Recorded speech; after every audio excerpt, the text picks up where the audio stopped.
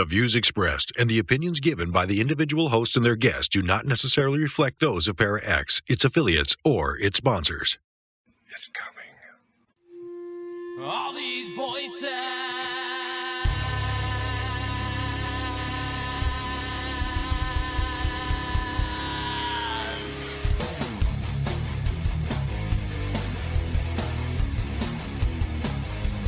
All these voices. They're mine, he said. They're not yours. You had no right to them when you were alive, and you have no right to them when you're dead. That's what it sounded like. Good, so you know who I am. Because then you know I'm not playing.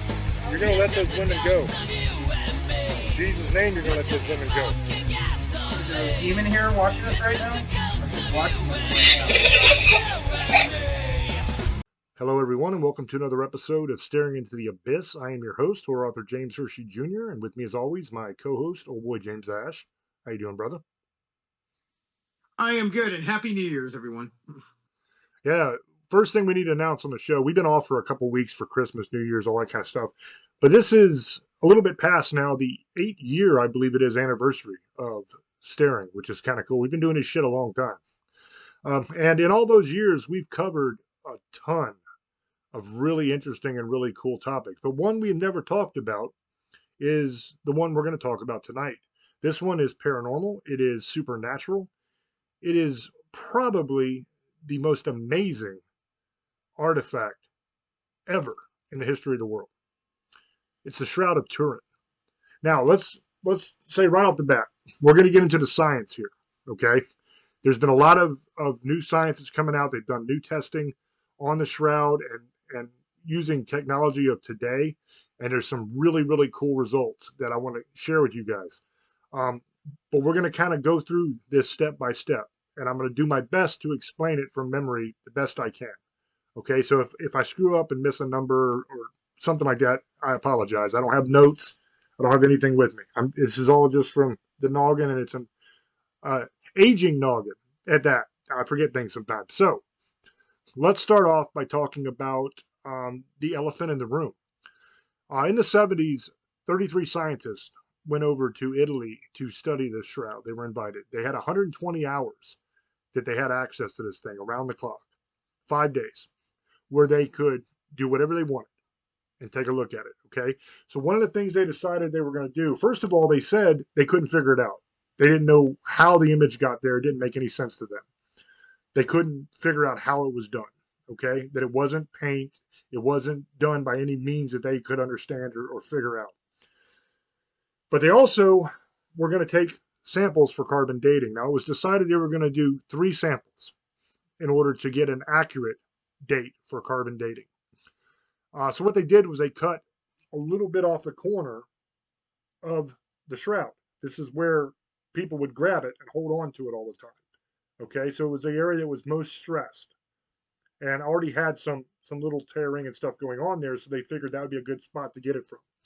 So instead of getting 3 separate samples from different portions of the Shroud of Turin, they just cut that one little bit, and then they cut that piece into 3 pieces for their 3 samples. Now that's a problem, because if there's an issue with the sample, all 3 of your samples are from the same piece. So if that piece has an issue, you're just screwed. Okay, so they did the testing and they determined that it was from the Middle Ages. So that is what everybody uses to say that the Shroud of Turin is not real. Okay, it was not the burial cloth of Jesus, that it was a garment from the Middle Ages. We now know that that's just simply not the case. They have determined through a lot of really cool science that it is not from the Middle Ages. It's actually from the time of Jesus. Exactly the time of Jesus, as a matter of fact. Now, I'm going to get a little bit into how they figured that out and why they dated it wrong in the first place. I told you that they took 1 piece and they cut it into 3 to make their 3 samples instead of 3 separate samples from different portions of the garment. That turns out to be very important because the Shroud of Turin is a linen garment that's made from flax, okay? But when they went back and looked at it again recently, they said, wait a minute, this doesn't make any sense. We know that the Shroud of Turin is linen, and it was made from flax. So why the hell do we have cotton in this sample? This doesn't make any sense. Why is there cotton here? So they started looking into it more, and come to find out, it was a repair that was made on the shroud during the Middle Ages. So the piece that they cut out was from the Middle Ages. Okay, they didn't screw up the testing. It was from the Middle Ages, but it was a repair that was done in the Middle Ages because that section of the shroud is where they would always grab it to hold it, to unfold it, and all that kind of stuff. It got a lot of wear over the years. So it was starting to wear out and starting to rip and everything, so they did a repair on it to try to fix it during the Middle Ages. So they decided, well, what we're going to do is we're going to run this through this really, really awesome machine. The machine is like a wide, I'm going to screw this up. It's wide angle X-ray spectrography, I believe is what it's called. Basically what it does is it can examine whatever you put through it and can really tell you exactly what it is and where it's from. Okay, they're able to zoom in using this because it's part X-ray, it's like part microscope. They're able to zoom in on the individual strands. Okay, so the pieces that were flax and were linen in there were the oldest. The cotton was newer in the samples that they had. Okay, so the linen pieces, the flax, actually dated back to the time of Jesus. So that's the original fabric. The cotton that was in it from the Middle Ages is the repair. Okay, but both were present in one of the samples. So they were able to actually date back and find out exactly when it was from. And this matches what the Bible says, because remember, Joseph of Arimathea, he went and bought the shroud, and they used his burial tomb to put Jesus in. And the Bible says that he was a rich man, and he went and bought a fine piece of linen. Okay, so the actual linen that it was is like twisted linen. It's braided, twisted, right? That exact type of linen was used in the temple by the priest when they would go up to make the sacrifices in the Holy of Holies. So that exact kind of linen, the twisted linen, stands for the holiness of God. Okay, the priest would take off all of his other clothes and put on garments made of the twisted linen in order to go in to the Holy of Holies because it was a holy place and that was a holy garment. Okay, that's what they used it for. It was incredibly expensive and incredibly rare because it took a long time to make. When the Bible says that Joseph would go in and buy the linen and that it was rare and expensive, that 100% checks out because it's that twisted linen, right? Very expensive, very rare. Bible says he was a rich man. It would take a rich man to be able to afford that, okay?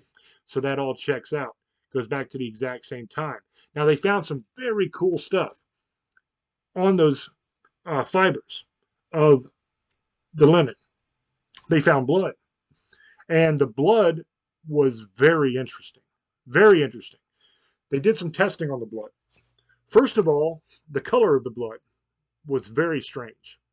Because usually when blood gets on cloth of any type, it will age and it will darken and turn a brown color.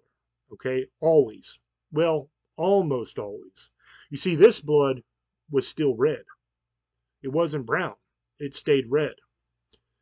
Now, a lot of you might be saying, well, that doesn't make a whole lot of sense. We know that blood doesn't stay red when it hits air and dries like that. It turns brown. Well, it turns out that there is a certain set of circumstances that can cause blood to stay red over time. And that is when the person who dies is under extreme stress and extreme torture. Okay? So when you are in unbelievable amounts of pain and you are being physically tortured almost to the point of death, okay, that produces a ton of stress in the body. So what your liver does is it makes these chemicals, this chemical cocktail that it shoots out into your bloodstream. And for whatever reason, that causes the blood to stay red. So we know by the color of the blood that whoever's blood it was tortured almost to the point of death in a very stressful and extremely painful way. Okay, that matches exactly with the crucifixion story from the Bible. Jesus was beaten severely. He was flogged with 39 lashes from a cat of nine tails. Now, what a cat of nine tails is a whip that has 9 separate strands at the end. And each one of those strands have like metal pieces in them. So when they strike you, it cuts into the flesh. And when they pull the whip back, it rips back out. Okay, that creates wounds. Well, they're able with the new evidence that they got, the new images of the shroud, because they ran it through the machine, and what they actually got back was a 3-dimensional photograph of Jesus in the shroud. It was amazing. It literally has 3 dimensions. They were able to move it around and look at it, and they counted 700 separate wounds. That's pretty cool. The reason that's pretty cool is because he got 39 lashes. Now, you might be saying, wait a minute, 39 lashes, 700 wounds, the math don't math. That don't make no sense. Remember, cat of nine tails. Each hit with that whip, 9 separate pieces hitting it with metal in them, creating wounds. Okay, 39 times 9, 351. Okay, then you got the entrance, and then the wound is extended, and other wounds are made when they rip it back out. You multiply that by 2 for the entrance and the exit, you got 700 wounds, man. That matches what the Bible said. How many lashes? Now, why 39? 39 was how many times they would whip you. Because the law was they couldn't whip you over 40. So they always stopped at 39 to make sure that they didn't break the law and go over 40 hits with the whip. Okay, so that's why 39 comes up. That number equals out to the number of wounds that he found. Another thing they found with the image when they were looking at it is that it had all the wounds of the crucifixion. Okay, it had the nails going through the wrists and the feet. Okay, just like the crucifixion happened. Now, that happened to everybody when they got crucified. But one thing that did not happen to everybody, only Jesus, when he got crucified, was the crown of thorns. And in this 3D rendering of this photograph that came out of the machine, they could see the wounds on the head where that crown of thorns was. They were able to see it. So they know that he had the crown of thorns on. Only one man in history fits that exact description, okay? And that's Jesus Christ. He was the only one that had to wear that crown of thorns. The reason he had to wear the crown of thorns when nobody else did is because they were mocking him, calling him the King of the Jews. And they put that crown of thorns on his head because here's your crown since you're the king. Okay, and it created wounds because they were very sharp thorns. Only Jesus had that. And that is on display there on the shroud. You can see the wounds. Okay, you can also see the spear wound in his side. The spear wound in his side he got because what they would normally do is when they reached near the end of the day and they were all going to go, the Romans were going to leave, the guards, they would go through with a hammer, a big old hammer that weighed about 15 pounds. And if you were still alive, they would smash your legs with a hammer, the bottom of your legs. That way you couldn't hold yourself up anymore. And you would slump down and you die of asphyxiation. So they didn't do that to Jesus. Because when they came up to see Jesus and they were getting ready to smash his legs, they noticed he wasn't breathing no more. They thought, well, hell, he's already dead. So to make sure, they took this. One of the soldiers took a spear and jammed it up into his side. And the Bible says that blood and water poured out. Okay? Now, that might sound weird to you, too. Blood and water, that doesn't make any sense. But what it probably actually was when you die, your blood starts to separate. You got the clear plasma and you got the red blood cells and everything, right? They'll start to separate out. So a wound in the side of somebody who's been dead for a while, you stab them in there, you're going to have those two things come out. The clear plasma will have already started to separate from the blood cells, and you'll get what looks like water and blood that comes out. Okay? We see that wound on the shroud. So that also matches the crucifixion of Jesus Christ. We also see that his legs are not broken. The man whose image was captured on the shroud, his legs aren't broken. Like pretty much everybody else who got crucified, their legs would have been broken. His wasn't. But he did have the wound in the side. That matches Jesus. Okay. Some other cool stuff about the blood. They were able to measure from the blood sample they took the amount of oxygen that was present in the blood when he died. And by that, they were able to determine that he did indeed die of asphyxiation. Now, what happens when you're hanging on the cross like this? You got your feet down on a little bitty peg below you. Sometimes they nail through your feet, sometimes they don't. But you're basically holding yourself up like that. And eventually, you're not going to be able to hold yourself up anymore, and you just kind of release. And when you release, all that pressure and weight of your shoulders and arms and everything down forces the air out of your lungs, and you suffocate. Okay, that's how most people die when they die from crucifixion.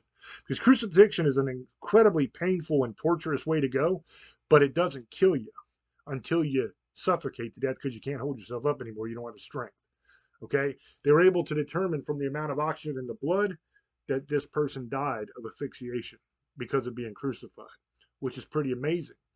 Another very, very interesting and very, very cool thing that they determined about the blood was they were even able to get the blood type from the blood. And the blood type was AB. You know what's really cool about that? I love this part. This when I realized what that meant, I smiled. And I kind of giggled to myself a little bit because it's so poetic and so perfect. The blood type from the shroud was AB. Okay?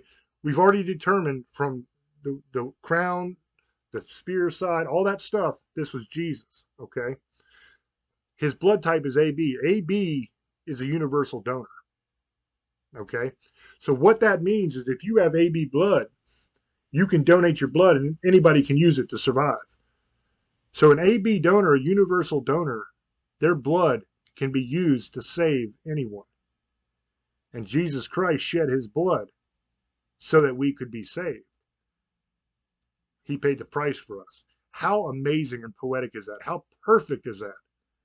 The fact that he's a universal donor and it was his blood that was shed for us. That's just amazing to me. Absolutely amazing. I love that. Absolutely love it. Okay, so we know that the shroud came from the time of Jesus. We know that it was very rare and very expensive, that only the richest people would have been able to afford to buy that. We know from the wounds that it belonged to Jesus, okay, because he was the only person who had the crown of thorns when he got crucified. We know from the side, we know from the legs, all of that stuff we've covered, okay? Something very, very cool about the image. The image only appears on 2 microfibers from the inside. Okay? So basically what that means is if you're laying there, they cover you up with a shroud. Okay? Here on the side where you are, not on the outside, but on the inside of that shroud, that image is only burnt into the first 2 microfibers, not threads, microfibers. Now, let me explain that so you understand what that means. One thread has about 200 microfibers, usually, depending on the thread, but that's the average, okay? So that means it was only 2% of one thread actually holds the image.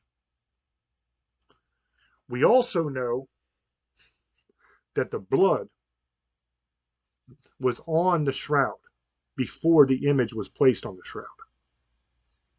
They know that because when they took a blood sample, there was no image underneath the blood. The image was on top of the blood, not underneath the blood. So what that tells you is the blood came first before the image was put in the shroud. Okay? So let's run through that. Jesus is crucified. He dies. They take him down off the cross. Okay? They wrap him in the burial shroud. The blood gets all on it because he's covered in blood. So you got blood on the shroud. They wrap him up. They take him to the tomb. They lay him in the tomb. He lays there for 3 days. Okay? He rises on the 3rd day. On that 3rd day is when that image is put on the shroud. And it was burnt on the shroud. It was imprinted there. It wasn't like it was painted. There was no paint. There was no dye. There was nothing like that found ever on the Shroud of Turin. Scientists can't understand how the image got on the shroud. It doesn't make any sense, especially because now they know that it's only 2 microfibers in depth on the inside of that shroud, which is insane. The only thing that could even be close to causing that, right? The only thing in today's technology that we could even get close to replicating that would be a very, very expensive, precise, high-tech laser. That's all that we have that could get that kind of level of scale. I mean, it's unbelievable. Nothing they had during that time period could even get close. So that's why the scientists couldn't figure out how in the hell was this image put on here? How was this made? So we know that the image is over top the blood. So you got the blood here, the image is on top of it. And where the blood is, there's no image underneath of it, right? Nothing there. It's on top, which means that image was put on after the blood got on the shroud. So what could have caused it? It had to be the moment where he rose and disappeared. Because he didn't rise from the dead, take the shroud off, throw it on the floor, and just run away. Something miraculous happened there. This guy was dead. And the Romans knew he said he was going to rise. They placed guards in front of the tomb to make sure that nobody came and stole that body, because they did not want anybody claiming that Jesus rose from the dead like he claimed he was going to. So they were guarding the hell out of that thing. They wanted to make sure that wasn't going to happen.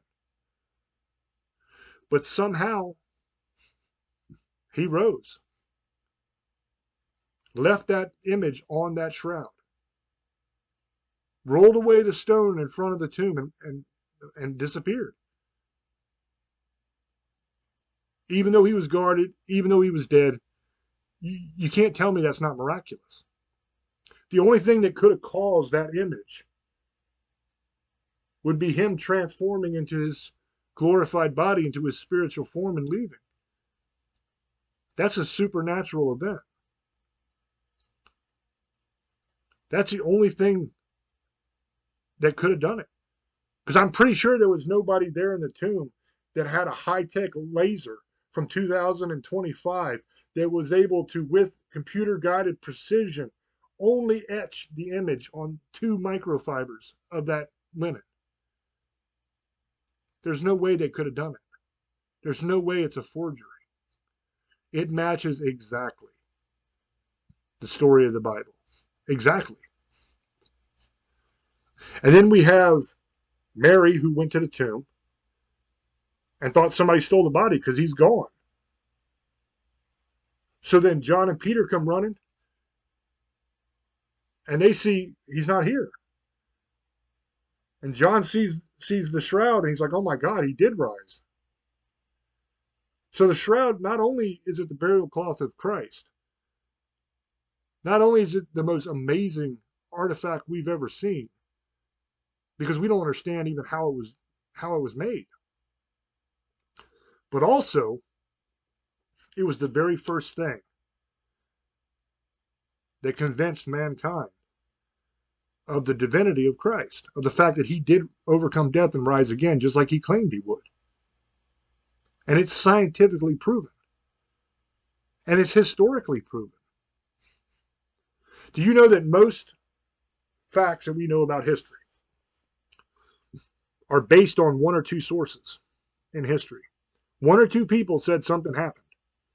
And it's reported in our history books like the truth, because we have 1 or 2 people that recorded it then. Do you know that there's over 500 different witness accounts of Jesus Christ walking around talking to people and doing things after his death? Over 500. Do you know there's over a dozen different sources outside of the Bible. People that weren't even Christians. Roman historians, Greek historians of the time that talk about Jesus Christ, that talk about his resurrection, that talk about him dying in a crucifixion and rising again. And they say it's true that it happened. And they laugh about it. They mock the Christians because we worship a man who was crucified. They thought that was funny and weak. They didn't doubt that he rose from the dead. None of those sources. We're talking like Phineas the Elder. We're talking people that we base a lot of what we understand of the ancient world's history on those people's accounts. Those same people say Jesus lived, Jesus was crucified, and he rose again after 3 days, walked around over 500 witnesses, and they mock us for it because we must be a bunch of weak-ass people to worship and follow a man who was crucified.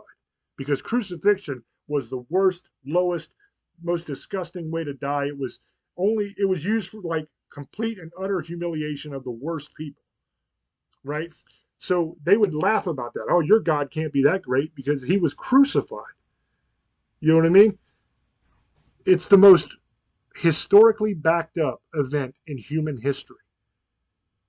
Period. There's more witnesses of that than anything in ancient history, ever. But yet people still, for some reason, think that it never happened. I don't understand that. There's absolutely no doubt historically that Jesus lived. There's no doubt historically that Jesus was crucified. There's no doubt historically that he was wrapped in a burial shroud that matches the exact description of the Shroud of Turin. There's no doubt historically that all of the wounds that are shown on the Shroud of Turin happened to Jesus Christ. There's no doubt historically that he's the only man that's ever had a crown of thorns put on his head during a crucifixion. Those wounds are present. It all matches 100%. There's nothing that is found on the shroud that doesn't match the story of Jesus Christ. To the point where some of the scientists who were doing this work were atheists. They did it not to prove that the Shroud of Turin was the burial cloth of Christ, but to actually to disprove it, to mock Christianity, to say, look, I've proven it, you idiots don't know what the hell you're talking about. That was their goal. They wanted to make Christians look dumb. They wanted to disprove the Shroud of Turin. And by the time they got done with their experiments, some of those same scientists are now Christians. They now believe 100% in Jesus because they did the science. They know it's true. And to me, that's absolutely amazing. And the reason we're doing this show is because with this new evidence, it changes everything we thought we knew about the Shroud of Turin.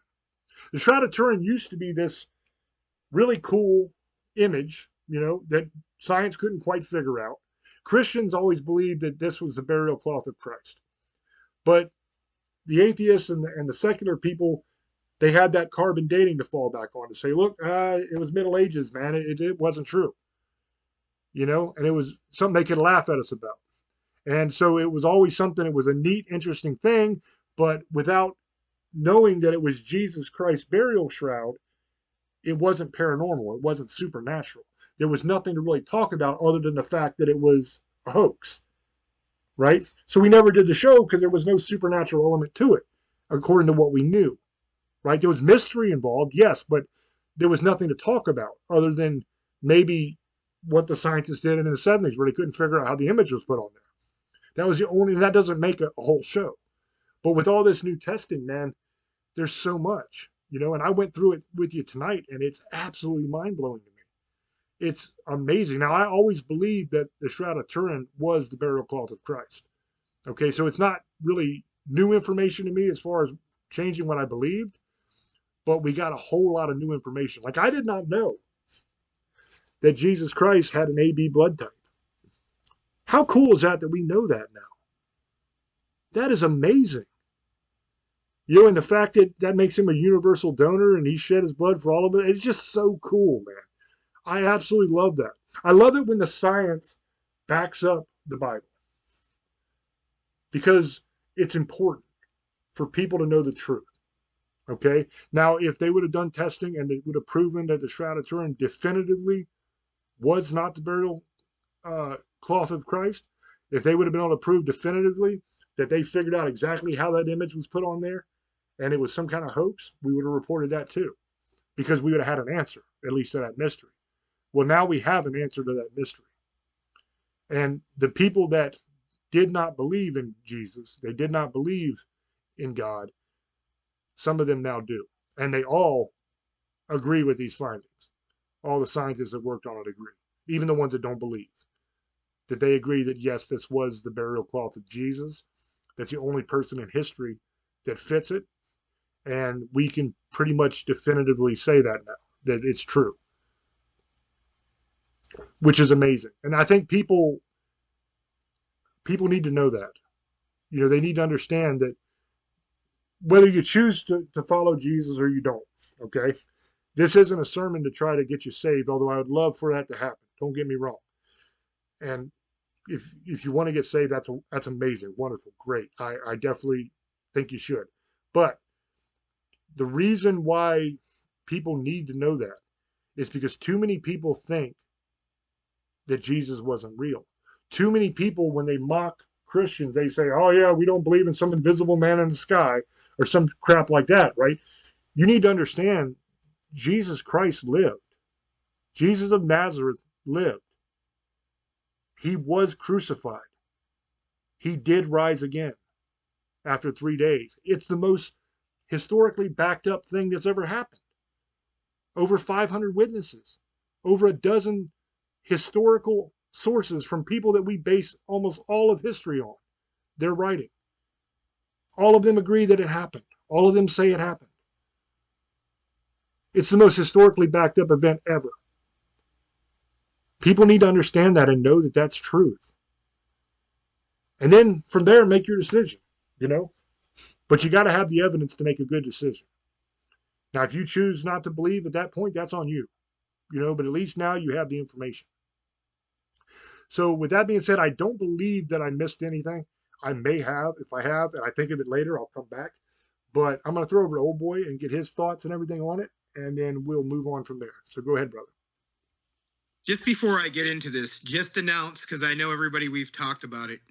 Joe Biden said he is not enforcing the ban on TikTok. He's going to leave it up to Trump's administration. He just announced it right now. That's big news. So TikTok is not getting banned on the 19th now.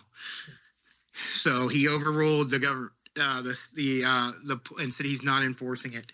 Because I know we go on TikTok, that was big news because Trump already said he's going to make it a 90 to 120 day extension. So TikTok's not getting banned on January 19th now because the Biden just overruled it. And that's the executive order. So that's big news. But we'll get into that now. That'll be the show on Tuesday. We can talk about this now because we're going to be on TikTok still. So that was big news. We're one of the first to announce that because it just came out while he was talking. I saw it and I was showing people because he just made an executive order. He's not going to enforce the ban. And that's big news. Okay, now this show is going to be a little different because I have a difference of opinion. And I'm going to go off this on the site. Do I believe Jesus existed? Yes. But you also do know that the church did take Bibles out that they don't want people to see, and that's a proven fact. And that's not the Christian church, that was the Catholics, and they are hiding stuff, just like the Book of Enoch. It was a part of the Bible, and they took it out because they said it was too out there. There was also the Book of Job, the Book of Eli. There's a book of Judas. There was books, but that's the truth. Now, that has nothing to do with Christianity. That's a different, they still believe in the same thing, but Catholics believe a little different than Christians do. Just a little bit. They don't believe the Messiah is all the same. They think they're three different people. They also praise the Mother Mary. You're not supposed to talk to any idol other than God. But I have heard a lot about the Shroud. They say that it was redone by. It's already been proven that, like you said, there was a piece in the Middle Ages that was put there, and that's the truth. And there's arguments it was around that time, but there really is blood on it. He is not lying. That might be Jesus, and I never said Jesus didn't exist. The point is, the Jews also, Jesus said Jesus existed. They didn't believe he was the Messiah because he failed their test. I don't know what that test was, but that's a true fact. And there was 20 people who confirmed this also. Now, I'm not arguing that belief. Hey, give me 1 second. Let me explain that to you just really quickly, Yeah. and I'll shut up. The Jews believed that the Messiah was going to be a man that came to lead a war, to free them from Rome. They misunderstood what the Messiah was there for. They thought that he was going to lead a rebellion. So the reason he failed their test is because they were expecting a warrior, and instead they got a man who died for our sins. That's where that is. Well, and I believe you. I'm just saying I'm going by I'm not saying that you're lying. I'm just giving their opinion. That doesn't mean they're factually wrong, but they did have people that saw he failed the test. There was like 20 to 30 witnesses to this. So that's the problem I have with it, just like you have 500 witnesses. Now, there's also witnesses that said that Jesus did that didn't happen. There's like 400 to 500. Now, here's the problem. Do you think that he really died? Do you think that, because you got to remember, the Roman soldier, the general didn't want to kill Jesus. He let it up to the people, and the people decided that. Pancho, I forget his name. Paco, how do you say it? I can't say his name. You know it. It was Pontius Pilate.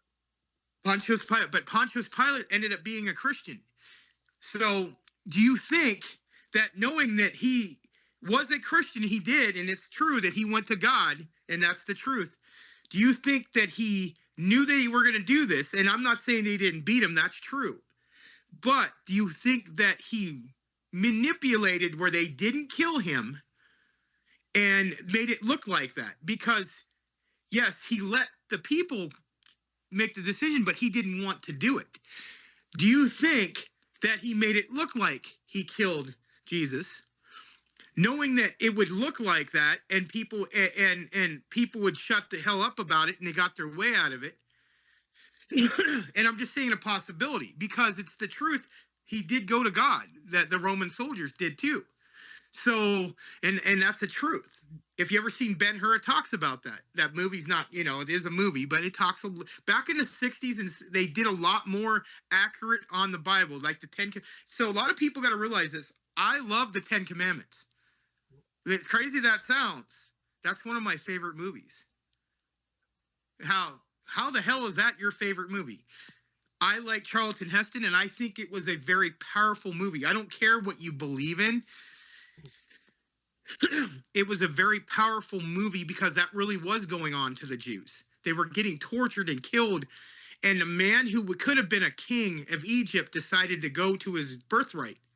Matters what he believes or not, that is accurate. That really happened. The movie is a very powerful movie.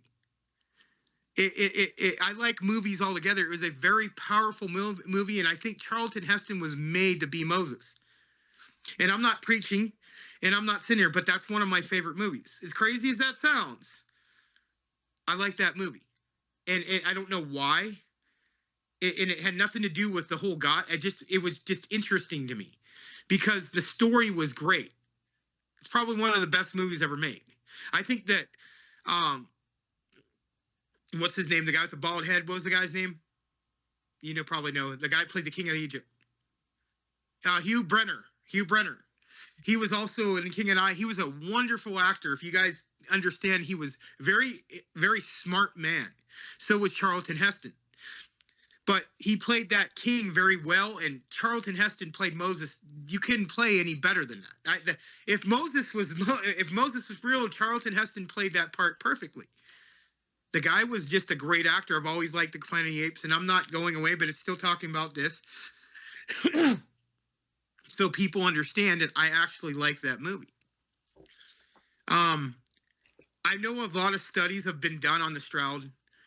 they don't know. There's people who've argued this and said that the blood is real. That's true. I believe that. I believe it's real. I also know it has been messed with, and that's a proven fact because you just said it. So the problem I have with it is if it's real, let people really see it and quit hiding. What that's what I want. I want it to be able to everybody be able to see the truth. Is this really Jesus? Then let it open. Stop hiding it.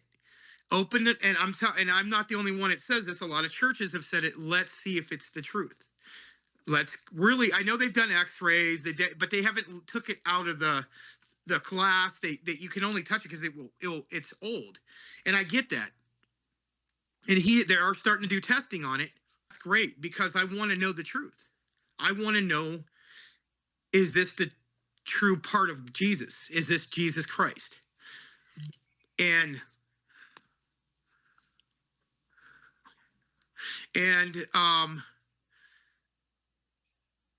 that would be wonderful because we can finally find the truth out. I have opinions, and I want to see the truth. I'm tired of the church, and I'm not talking about Christian church. I'm talking about tired of the Vatican hiding everything. I'm tired. They need to let the truth come out. Why are they hiding so much shit? If they want people to know about God, God's not supposed to be hid. There's stuff they don't want you to know. And that's the issue I have. And I'm not talking about the Christians. I'm talking about the Catholic Church. Not all of them. Not all Catholics. There's stuff they're hiding they don't want us to know. There's Bibles that's not just about Christianity. They're there too. It's been talked about. Why is it such a fucking secret?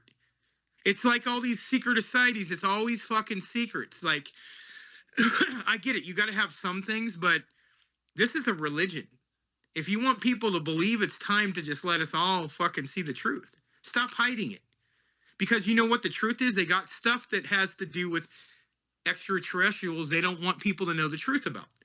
And it will change and it really doesn't, because it doesn't say in the Bible that aliens don't exist. This is another misconception. Sorry, my voice is coming back from being sick, guys. I was sick last week. And this is what I'm saying. Now, I agree with James. I think the trial is real. Crazy as you're going to think it is, I think it is real. It could be a possibility they wrapped Jesus in it. Now, do I believe Jesus was what he said he was? I have my opinions on that. I do believe he existed. I believe he was a person. And I believe he did try to help people. Good or bad, he wasn't a horrible person. Don't get this wrong. I have my opinions on what he was, but it wasn't meaning he was a horrible person. He tried to make people love each other. And there was nothing wrong with that, and people didn't want that. He caused too much trouble. And that's happened before. In JFK, Martin Luther King, people who want the world to change, they take care of you. Somebody does. And I think that's nothing wrong with what he was. I think that at that time, there was a lot of people who were in a lot of misery. There was a lot of people looking for hope. And he came, and whatever he was, he tried to help people. Yes, I think he was murdered. I think they did crucify him because he didn't go on what they wanted to believe. They wanted him to shut his mouth and say that God was the only God, not him. I mean, he's supposedly a human form of God. So they didn't like that. And he was against money in the church. And you've seen that one part where he goes in there and starts hitting everything, knocking money out and everything. Now, I don't hate Jesus. People got to realize that. I just don't. I have my opinions on who he was. But I do believe he existed. I do believe he was crucified. I didn't say I agree. I'm just giving another option out there. But it wouldn't be, even if he wasn't crucified, they cut him making it look like it, so it probably is his blood. And and they said he arised and rose. That's fine. And there is witnesses. And then he took off. But that could be, there's always going to be, yes, there's witnesses who are all Christians going to say this, and not, and they're, that's the truth. David Koresh had 500 people saying he was Jesus Christ, and they saw him do miracles. And that's the truth. He really did have people. The guy who made everybody drink Kool-Aid in the 80s was supposed to be a Messiah and had 2,000 people kill themselves because they said he was a god. And he did special things, and he did that. In India, there's people who say they're gods, and there's thousands of people who believe this and said they have seen them do miracles, and they've seen them heal people, and they have. There's other people other than Jesus that had healed people, and that's the truth. You know I'm right on that. Moses was able to do it. Other people were able to do it. And they said God helped them and let them do it. So that's all I'm going to say. I'm not saying that the shroud isn't real. I believe that Jesus exists. Let's get this straight right now. I've always believed Jesus existed. I've never said, oh, that's bullshit. That never happened. He did exist. There's too much proof that he existed. There's too much written about him that he existed. There's so much shit written about him altogether.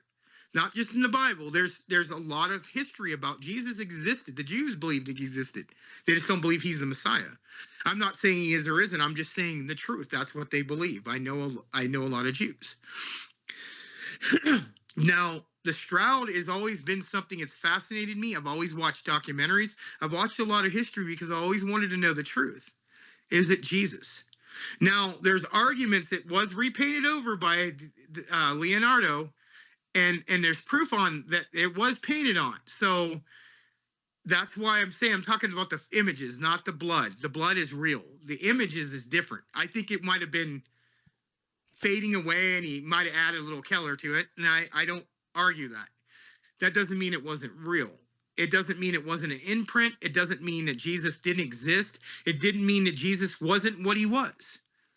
Maybe Jesus was the Messiah. Maybe Jesus was God in his form.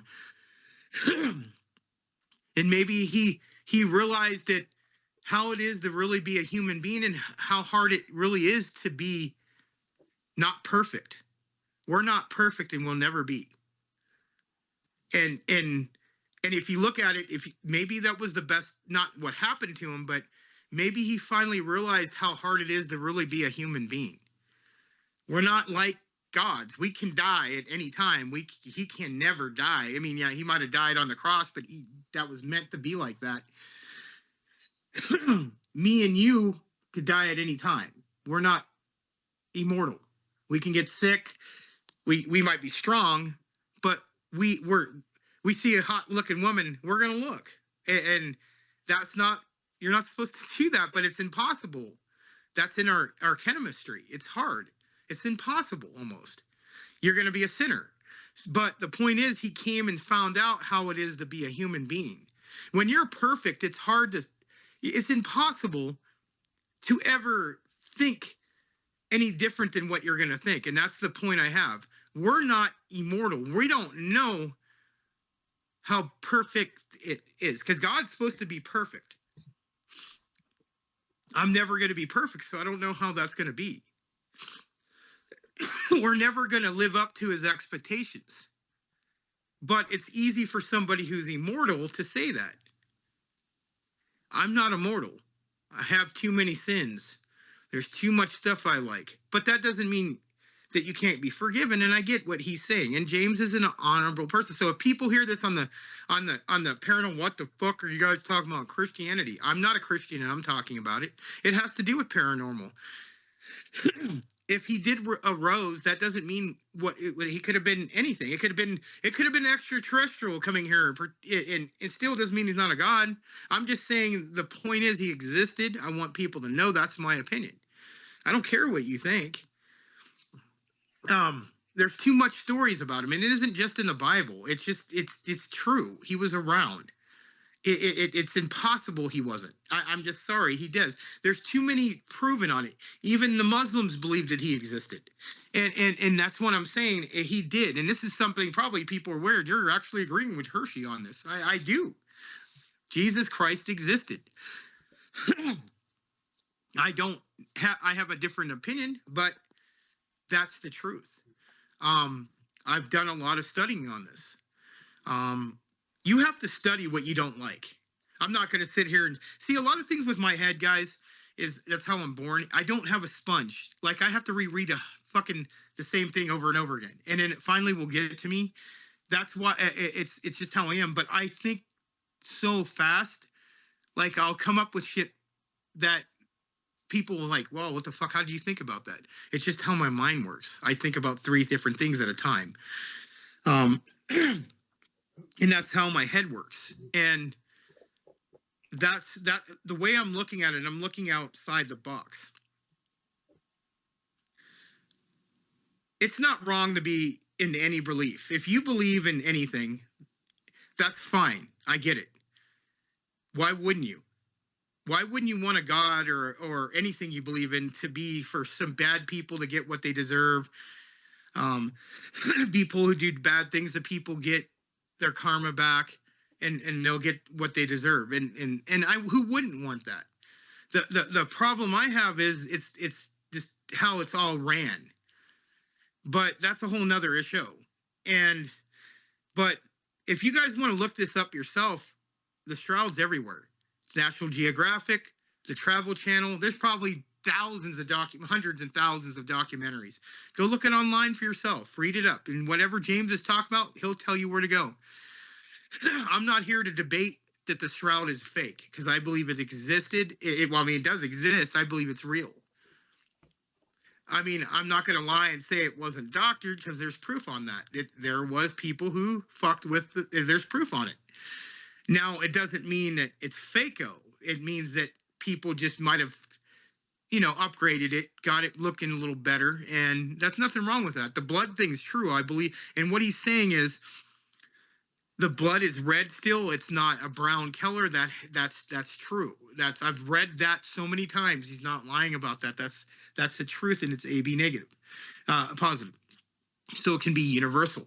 So that's really significant if you think about it. He's not lying about that. Now, I would like everybody to be able to study this to prove a point. If he's real, let's all get to study it. And I understand, don't ruin it and break it, rip it or something, but we need to have other people study it, because they won't let certain people study it. That's the problem I have. Now, if they let other people study it and they said that that's the truth, then we have a problem here, because then Jesus might have been what he said he is. I'm not going to sit here and say that's 100% false, because I'd be a hypocrite. Anything's possible in this world. Anything. There could be a God. There could be a devil. There could be a Buddha. There could be anything. I'm just saying it's not impossible. I'm not going to sit here and say, well, we all got hit and there's a big planet blew up and here we go. Evolution. There's so many arguments on evolution and science. and that's all I'm going to say. I'm not going to say they're wrong either, because there's stuff they've proven right and there's stuff that they've been proven wrong. Evolution is a different form of belief. I just think people believe in science. That's a religion. If you think about it, you still believe that we came from being monkeys or apes or whatever you want to think, but you believe that. It's kind of a religion. Yes, old science proves it. No, they don't. They haven't really proved it. There's too many. Okay, if that's the truth, why isn't there any other kind of species changed? Why are we the only ones? I think we were manipulated, and that's just my opinion. I think aliens came here thousands of years ago and manipulated our genes. That's my opinion. Now, what they were, we don't know. They could have been gods for all we know. We don't know what they were. I can't tell you. That's why we do the show. We're not going to always know every answer. We can just talk about it. James knows a lot of stuff, but every day he learns something new, just like I do. And we try to bring you the best evidence we can find. And I have to agree with James on this one, 90% of it, that I believe him. I believe that this is real. I believe that the blood is real. I believe that we just need to find out more. But I do believe they really did do that to Jesus. I think they crucified him and they proved a point. When they put the thing over his head, they did that to mock Christians, because at the time the Romans didn't believe in God. They wanted to mock their belief. And, when you wanted to really piss somebody off, you mock their beliefs. And everybody's done that at one time. So I believe that really happened to Jesus. I believe he was really beaten with, like he said, with the different metal. That they made a point to embarrass Jesus and do what they did. And they stuck him in the stomach. And James is right. When your blood it separates to water like a white fluid. It's not water, but he's right. It separates you from your blood. And that's what they meant about that. You got to remember, back then they said certain things and it looks like that way, but it was translated differently. So it was a whole different language. It wasn't the same language we speak now. and if it just was different. And so we have people who, yes, they know how to read these languages, but sometimes a word can mean different than what we think. Like in Spanish, there's different words that mean different things in different parts of the country of Mexico. Like something you think means something might not. And even in Salvador, they see a little bit different. So there's a little bit of a different slang. So you could be going by slang in the Bible. So, and there's nothing wrong with that. It's just something they meant in a different way. Just like we do now, we change their slang every 10 years, something changes. So, yeah, it's a very interesting, and I just did that part because I know somebody's going to bitch, why are you guys talking about religion on a paranormal? It isn't. It isn't. Somebody rose from the dead. Can't get any more paranormal than that, right? What the fuck? I'm a Satanist and I'm talking about this shit. It doesn't mean I hate Christians because they believe something different from me. It's actually very interesting. And I like the 10 Commandments movie. I actually like all those. I like Ben-Hur. They were just good movies. Even, what was it, Spartacus. It was the Romans, and look what they did. They still crucified him like they did Jesus. That's just what they did then. They were brutal people. But those are great movies, man. Like, they were interesting. They had a lot of action in them. And it was something that kept my mind going.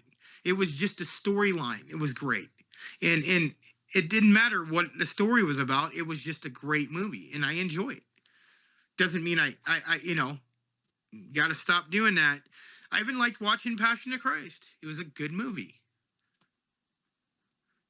So, nothing personal to anybody out there who just thinks I'm like this ultimate evil person.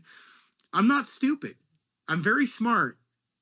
And I think things in my head, and I listen and I look at research.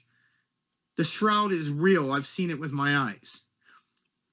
Now, I haven't done research on it and actually studied the damn thing.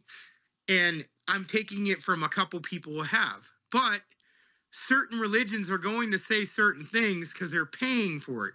And if I pay you $1 million to say something, you're going to do it.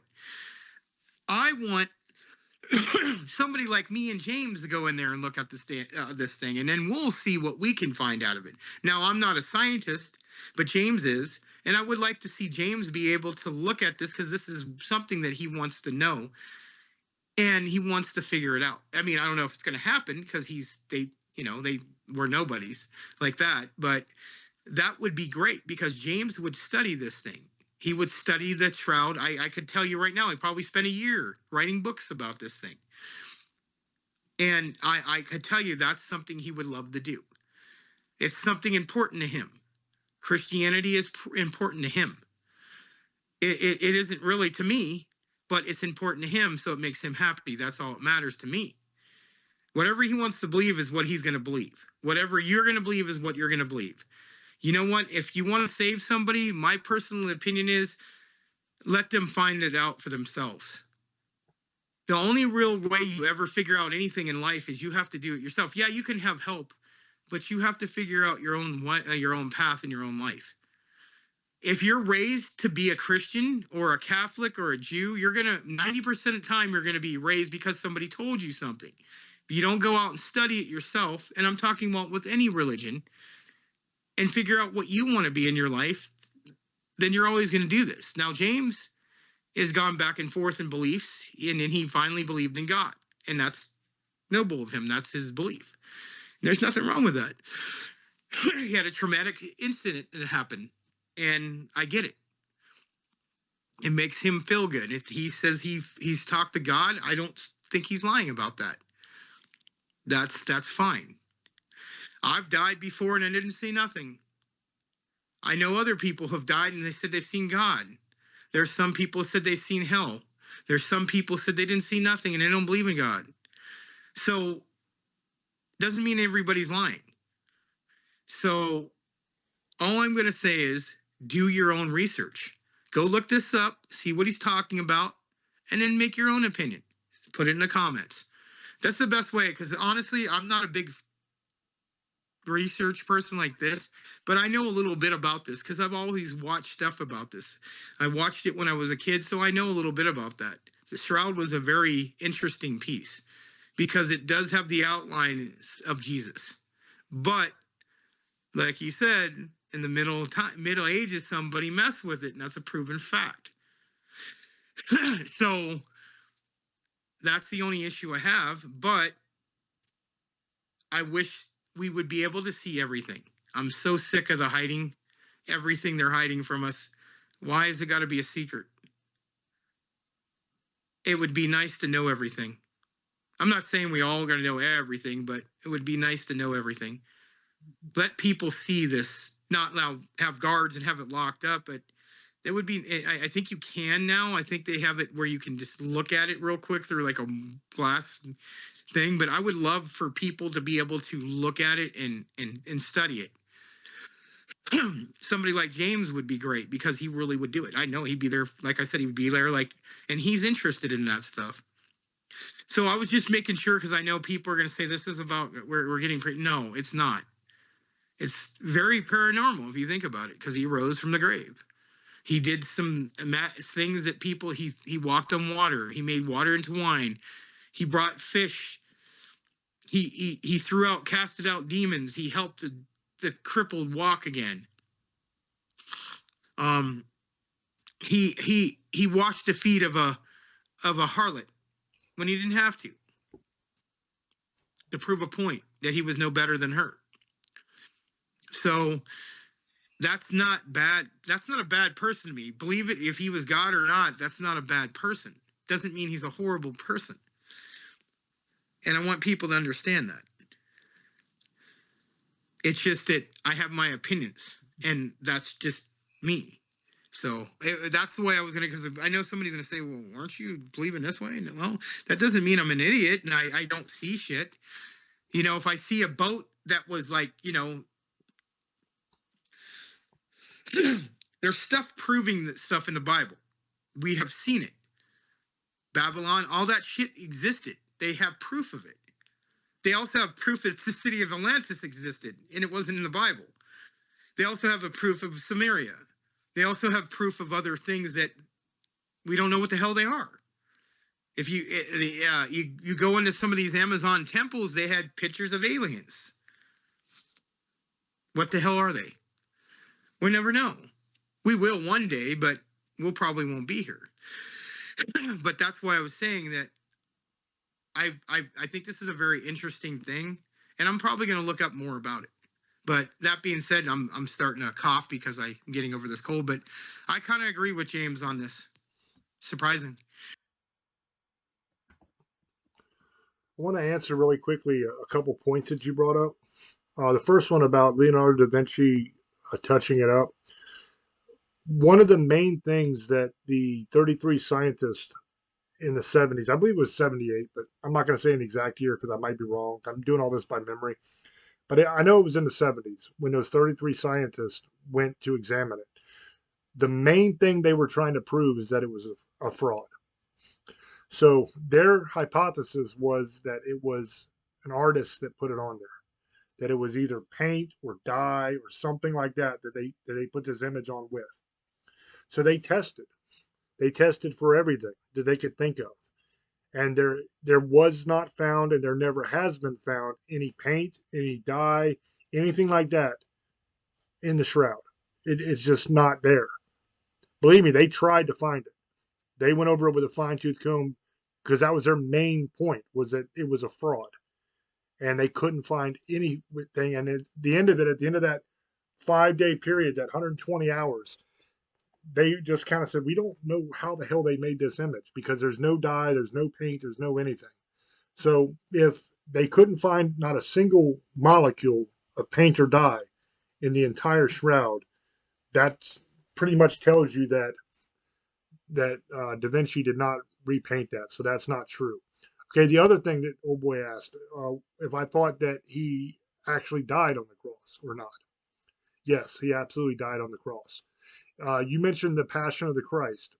That movie depicts pretty realistically what Jesus went through.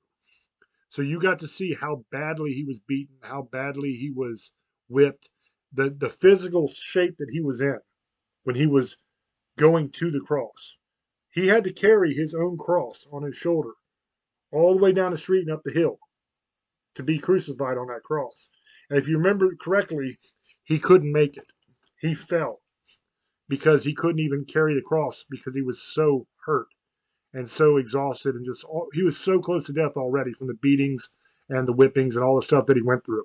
So somebody actually had to carry the cross for him and help him up to get crucified on it. Okay, so do I believe that he died? Yes. Not only because of that, but because of the Roman accounts say that he died, that he was killed through crucifixion. You have all of the historians of the day, some of the most respected ancient historians that existed, that we base our understanding of ancient history on, all said that he died on that cross. You talked about Pontius Pilate didn't want to kill him. That's 100% true. He tried everything he could so that he wouldn't be killed because he found him blameless. A letter was written by Pontius Pilate's wife talking about Jesus Christ dying on the cross, and that it haunted him, Pontius Pilate. It haunted him till the day he died, that he didn't do more. But the reason he didn't do more is because he was afraid. He was afraid because he already had 2 strikes against him, and he didn't want the emperor to kill him. He was already in trouble, and the Jews were pissed. They were in an uproar over Jesus, and they wanted Jesus dead. And they knew, or he knew, that if he didn't give them what they wanted, there was going to be a rebellion. And if he had one more rebellion, one more uprising like that, he was toast. And out of fear, he just washed his hands of it and said, "You know what? You all do what you're going to do, man. I can't have this." But it haunted him till the day he died that he allowed Jesus to be crucified. That comes from his own wife in a letter that she wrote. And she talked about how she believed that Jesus died and rose again, and that he was what he said he was. So it's pretty much, the idea that he died on the cross is pretty much unimpeachable. I mean, it's just historical fact. You have accounts from all of those witnesses I talked about, and it wasn't Christians that were the witnesses, those 500 people. He appeared to the apostles, yes. So I guess you could consider them Christians because they would have been the first Christians before Christianity was an actual religion. When Jesus died, there was no Christianity yet. It wasn't an official religion, or people, there was people that would follow him around and listen to him speak. There was people that he healed, that saw stuff like that and were like, wow, this is amazing. This guy, he's from God. He has to be from God, But a lot of this stuff that we know now wasn't known then necessarily by everybody, the normal people. Because there's a lot of stuff Jesus talks about in the New Testament that he only spoke to his apostles about. He didn't tell that to everybody. He just told it to his guys, and they wrote it down, and they later put it, it became our Bible, Matthew, Mark, Luke, and John. It became our Bible. And then now we know those stories. So it's easy for us to say, well, everybody should have known this, that, or the other thing. But you got to think back then, I mean, the only thing you knew is what you saw, or what somebody told you, you know. So when Jesus rose and all those people saw him in different locations and different times and all that kind of stuff, they weren't necessarily all believers, even in Jesus. Some people didn't believe in Jesus at all until they saw him. You know, Paul's a great example of that. He was somebody who persecuted early Christians, would have them killed. And then Jesus appeared to him on the road one day. You know, that's a very famous story from the Bible. And he completely changed what he thought. You know, and then just from a logical, scientific point of view, think about it. We know what he went through. We know the kind of beating that man took and the wounds that were on his body. On his way to the cross, he was already completely covered in blood. He had over 700 wounds on his body that were bleeding. He was beaten beyond all recognition to the point where he couldn't even walk up the hill dragging that cross. He fell and somebody had to help him. So he's in that bad a shape. And then 3 days later, he rises and he goes around and appears to over 500 people. He walked around for 40 days after he rose, talking to people and teaching. 40 days. Now, imagine if you're beaten that badly, you're whipped that badly, you have nails rammed through your wrists to secure you to a piece of wood. Okay, you have a spear jammed into your side, up under your rib cage, up through your heart area. You go through all of that. So the hypothesis that old boy's putting forth is somehow he survived all that. Because we know all of that happened. All of that is evidence on the shroud. We know it happened. Okay? So all of that he went through. All those wounds, all that suffering, all that beating, the spear up underneath his ribs, up into his heart area, all of that he went through. And somehow he survived. So then 3 days later, he pops up. And he's like, "Hey guys, how you doing?" And he eats with his disciples. And he goes out and he preaches and he talks to people and he walks around. After that kind of beating, after that kind of physical torture, 3 days later, you're up walking around like it's no big deal? Nah, no chance, man. You're going to be laid up for months. You'll be lucky if you get out of bed for 3 or 4 weeks after something like that. Think about people that have been in bad car wrecks and stuff like that. And let's say by the grace of God, they don't break any bones or they're not severely, severely injured, but they just really shooken up and banged around and bruised up. They can barely walk for almost a week afterwards, a lot of those people. Now imagine what he went through. I mean, you mentioned the Passion of the Christ. That's a pretty accurate depiction of the torture he went through. Imagine that. You're not going to be up walking around after 3 days. You're definitely not going to be walking all over the place, talking to people and preaching and all that kind of stuff for 40 days after that kind of torture. It's just not going to happen. You might be able to make an appearance if you got a cane or somebody to help you. Maybe you might be able to make a appearance for a short amount of time, and you better go lay down because you're messed up. So, I mean, the evidence just simply doesn't fit the idea that he survived that crucifixion and did what he did, especially when you have so many witnesses that say that he did die. I mean, it was in the Roman records that he died on that cross. And think about that time period. Think about what was going on. The reason Pontius Pilate allowed him to be crucified because the Jews were on the point of rebellion. The Sanhedrin was so pissed off at Jesus. That's the Pharisees. That's the priests that he turned over their money changers table and all that kind of stuff. What we was talking about. The Pharisees, those people, were so angry because Jesus had committed blasphemy in their eyes because he claimed to be God. So they wanted him dead. The penalty for blasphemy was stoning to death. They wanted him dead. They tried to stone him to death, but he got away. So there's no way that Pilate would risk The Jews finding out that this dude didn't die. And absolutely revolting. Because that's what would have happened. They were furious. And he was on his last chance with uh, with Rome. I mean, he would have been killed by Caesar.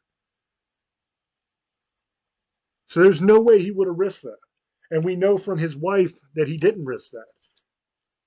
Because a man isn't haunted by the decision he made for the rest of his life if he allowed him to live. He's only haunted because he knew that Jesus was exactly what Jesus said he was. And he allowed him to be crucified. Now, thank God he did. I'm kind of torn, man, because like I watched The Passion when it came out. I watched it in the theaters. And I remember that scene where Jesus is being tortured. And it was brutal. It was so brutal, man. I cried like a baby. I'm sitting there in the movie theater, just tears streaming down my face, crying. And I looked away from the screen for a minute, and I looked around the theater at all the people. Everybody was bawling their eyes out. I hate that happened to him. It's terrible. The suffering that Jesus had to go through. But at the same time, I'm so grateful that he did suffer that way and died like that. Because he did that for us, for all of us. He did that to save us so that we don't have to go to hell. We don't have to suffer for eternity. He took our punishment. That suffering, that beating he took, that torture, that pain,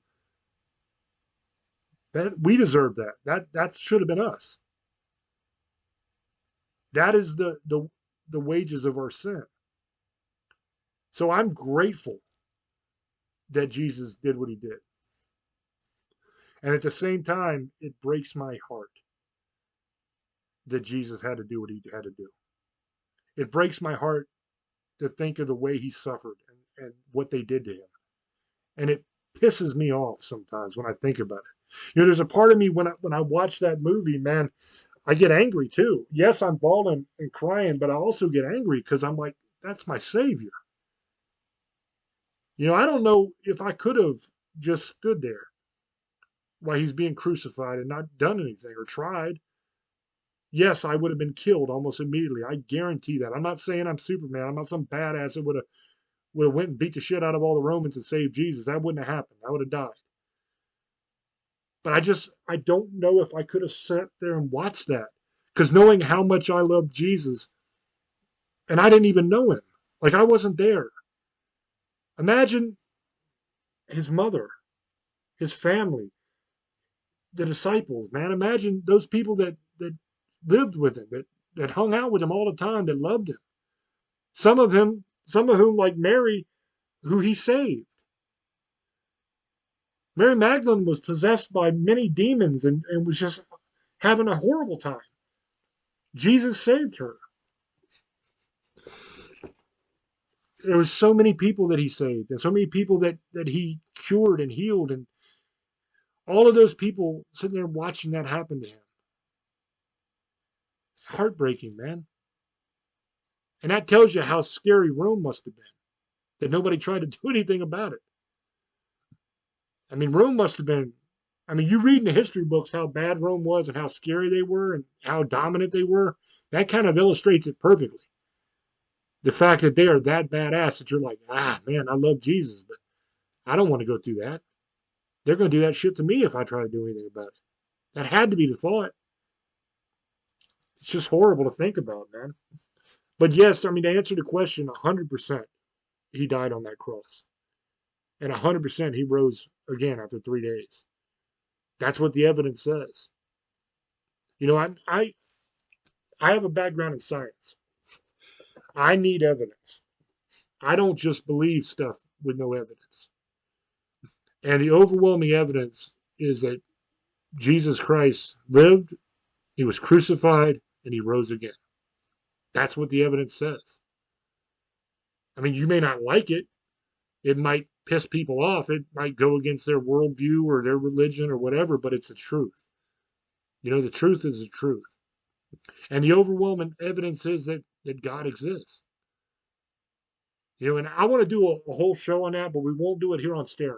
We'll do it on We're Screwed, because Staring, we got to be careful with shows that are too political or too religious, because they don't like that. The network doesn't like that.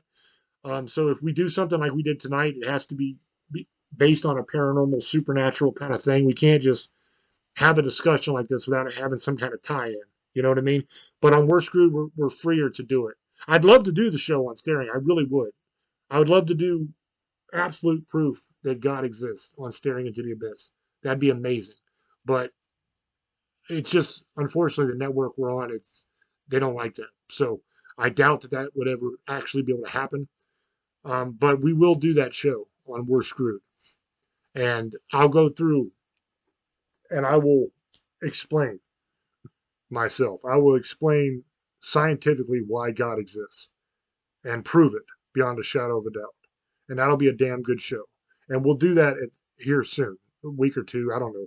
I think we're talking about something else this week coming up, but it'll happen soon. We'll get that show done and get it up on the channel for you and everything. But with that being said, man, I hope you guys enjoyed this show. I love you very much. I appreciate you. And even if you're not a believer, the truth is the truth. And the most important thing to me is that you have the true information so that you can make your own decision. Now, do I hope that you choose to follow Jesus and get saved? Absolutely. 100% I do. Because I love you and I don't want you to suffer. I don't want you to end up in hell. But God gave us all free will, and I respect that. Which means that you have the freedom to choose. You have the freedom to make up your own mind. And I would never take that away from you. And I would never down you or mock you because of it. You choose your fate. You choose what you believe. But now at least you have accurate information to make that decision. So with that being said, I'm going to throw it to the old boy so he can give his shout outs and we will wrap up.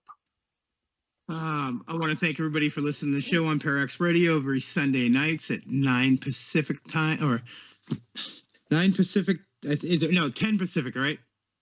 I haven't done it for like 3 weeks. So. Nice. I think it's 9 or 10. Is it? What is it, James? 10, right? No, I think it's 9 because it's 12 your time. So it'd be 9 my time. No, it's 12 your time, 9 my time. Oh, yeah, backwards. Yeah. So we'll redo it. Yeah, 9 Pacific and 12 Eastern. Check us out on Parax Radio, the Best Of show at 8 Eastern, 5 Pacific. YouTube. Subscribe to James Hershey's YouTube page. You want merchandise, you can go to teespring.com. We actually have the no face stuff because the book's out now. Eyes Without a Face. You guys can get that on Amazon paperback, hardcover, or you can get it on Kindle for $4.99. Just check it out, guys. It's my horror book. After that being said, you guys can check us out on Spotify. I hope you guys have a good night. Blessed be, and 8 years is wonderful. Have a good night, motherfuckers. I got to remember to pick all that stuff up.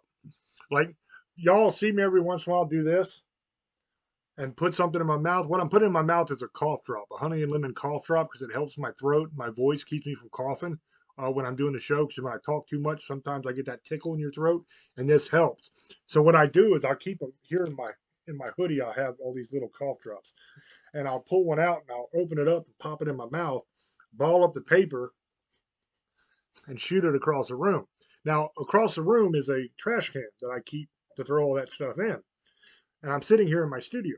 The problem is I don't always hit the trash can. Sometimes it bounces off because I'm not wearing my glasses because of the glare from all the lights. Like usually, y'all see this when I need to read something, I put my glasses on here. But I don't wear them all the time when I'm doing the show because the lights in the studio glare off of them. And it's just a pain in the butt. I don't like it when I'm editing it. I don't like the way it looks, and I figure y'all don't want to see that either, probably. So without my glasses, I don't always make the basket into the trash, right? So they'll bounce and they'll go places. Now, usually I remember to pick them all up and stuff like that, but sometimes I forget or I miss some.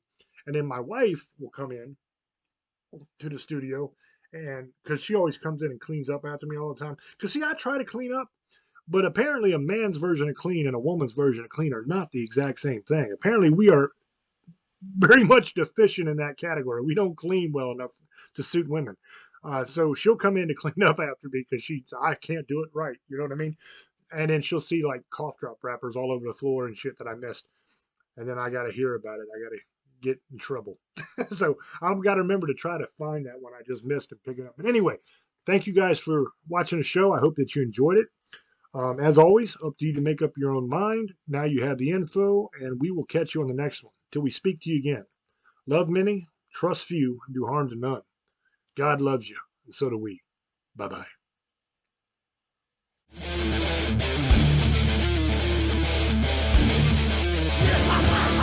In order for the light to shine so brightly, the darkness must be present. Tune in every Monday at 10 o'clock for Dark Sun Rising on the Para-X Radio Network.